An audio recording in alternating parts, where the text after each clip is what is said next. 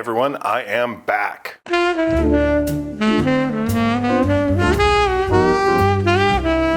everyone, I appreciate your patience in my absence there. I have had some personal stuff going on in my life that made it difficult to record.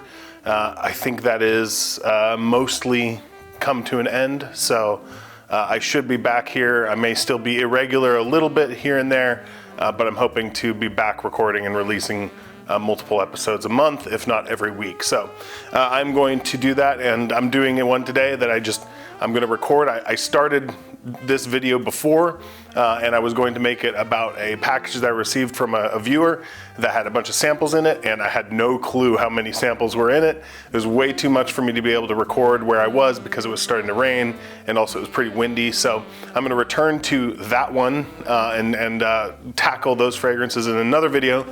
So today I just want to give you a review about another great fragrance that I've picked up from DS&DURGA, and it's one that I don't think there's really that much about. I think there's some older videos, but it's Bistro Waters. This one I've been curious about for a long time, and I'll see it on different websites and things like that, and I've always been curious because it has like a green pepper note, and I've always just been like, I wonder. And after I picked up Coriander and it completely defied my expectations, I was like, well, okay, I feel a little bit more comfortable now, so I picked up this little 50 ml of Bistro Waters, which, by the way, I do love the 100 ml bottles, but these little 50 mLs are great as well. So I've started to pick them up where I can to save a little bit of money because I have more fragrance than I'll ever go through in my entire life. But let's just start off here, and I'll spray it, and I'll talk a little bit about this, and I'll do a comparison because I think there is one to be made. So this one, like all the others, is perfumed by David Seth Moltz, the DS in DS&DURGA.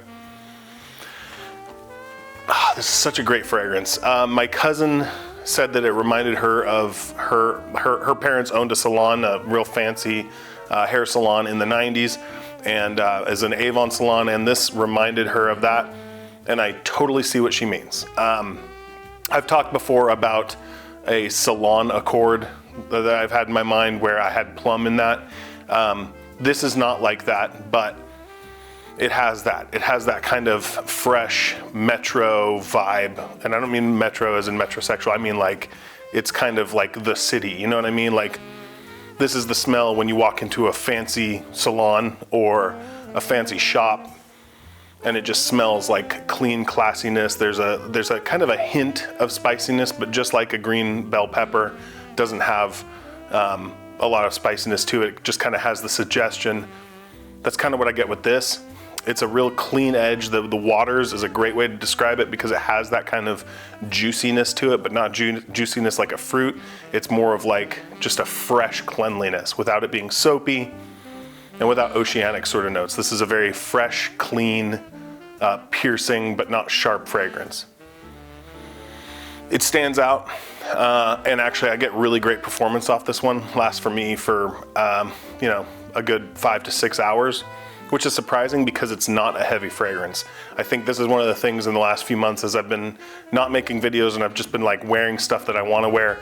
The thing that I'm realizing is that I want to love the fall and wintertime fragrances more than I actually do when it comes to wearing them. Just for me personally, the heavy fragrances don't usually match the vibe that I'm going for, as you can tell, because I'm wearing a friggin' shirt with palm trees on it in March. So, but this to me is like that. It's like if you want to come across as clean without a soapy note, something fresh, something that's light, not heavy, but it still lasts, Bistro Waters does a great job of that. The thing that I would compare it to is actually Coriander from DS&DURGA. I found out after I'd made the video on Coriander that it was originally feminine targeted, and I could totally see that. I think the way I would have described it, or the way that I did describe it before, was to say that it seemed like something that a woman could wear any time of year, but that guys would feel more comfortable wearing in the spring or the summertime, because it has kind of a similar thing. So there are some like key distinctions. I don't think they smell really alike. It's not like you're getting a masculine or feminine version of the same scent. That's not it at all. But there's some like shared DNA, it feels like, underneath it. Both of them have that kind of fresh wateriness that I'm talking about.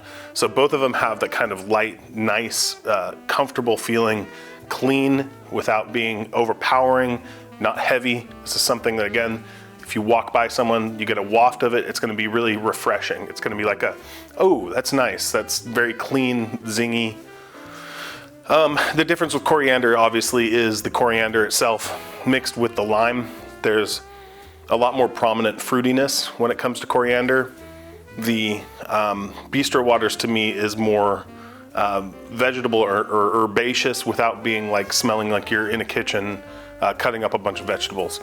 It's not like that. It's a very green, kind of herbaceous sort of smell to it versus Coriander, which has kind of a similar subtle spiciness, but then it has a really huge dose of this like lime citrus on top of it. Both of them, again, really beautiful, and I think they're kind of two sides of the same coin, and I think they were respectively targeted to women and men, but I think they're both wholly unisex, especially in the day that we are in fragrance, where those distinctions mean less and less. I think you could wear either one of these and feel pretty comfortable with it. I think, again, I would probably put the same sorts of guidance for it. I think most guys would prefer to wear these spring, summertime, just because of the profile. They're both pretty light. I think women would probably find these appealing at all times of the year. Again, you might want something that's a little bit more sweet and vanillic over the winter time. That is one thing I would say about both of these. Neither one of them are very sweet. It has the lime. It has kind of the sourness of the lime without it being too like overpowering or piercing. And on this side, it's really that herbaceous, watery kind of thing going on. And neither one of them has a huge dose of sweetness, which might be part of the reason why I feel like they're more unisex. Not that you can't have sweetness. Obviously, there are very sweet men's fragrances, very sweet women's fragrances, but when you take that out of it in this context with these notes, I feel like it becomes much harder to evaluate who this is intended for. So these are two amazing scents. They don't get nearly enough discussion today because they came out 13 years ago or something like that. I mean, these are some of the originals that came out from the house. I believe you can still get both of them, and I would absolutely recommend it. Between the two of them, if you're a guy, you're probably gonna like Bistro waters a little bit more. I have a real hard time because I think that they're both absolutely beautiful. So if you can get a hold of both of them, I think you should. If nothing else, go to DS&DURGA's website. You can get on there and create the custom sample set. These two are really great. I think there's really very few DS&DURGA fragrances that I've smelled that I don't think are worthy of time and consideration. So I don't think you can really go wrong. I recommend you go to their website, check that out, smell some good stuff, and let me know down below what you think. If you've smelled these, give me your feedback too, because I am curious what other people's takes on it are. I feel like I kind of go a little bit different, non-traditional, because I'm not like obsessed with like hyper-masculine stuff and things like that, or what's perceived as hyper-masculine.